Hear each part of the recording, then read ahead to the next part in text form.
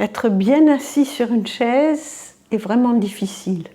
Les chaises sont trop hautes pour les femmes et le dossier est toujours en arrière. Si on s'appuie, on est totalement avachi.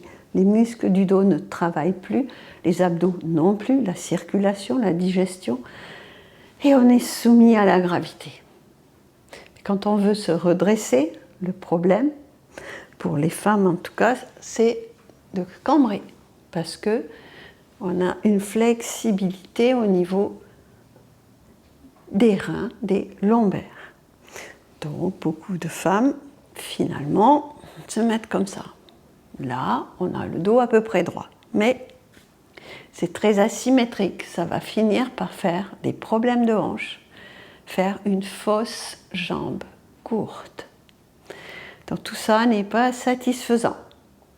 On pourrait imaginer mettre quelque chose sous les pieds et venir en avant. Là, ça pourrait aller l'angle colonne fémur est fermé. Je peux venir en avant, je ne suis pas en lordose. On peut aussi utiliser la galette qui va sur toutes les chaises et sur toutes les morphologies. Attention, si on la met dans le sens plus haut derrière, on va avoir tendance, si on part en arrière, on se sent très déséquilibré, donc on n'ira pas. Croiser les jambes, on ne le fera pas non plus. Donc on va venir en avant, mais là, on a tendance à y aller par une cambrure.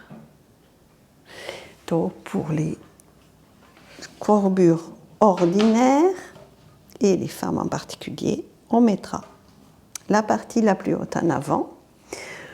Ça ne donne pas du tout envie de partir en arrière. On vient en avant, du coup on ferme cet angle et on est en avant sans cambrure. Voilà.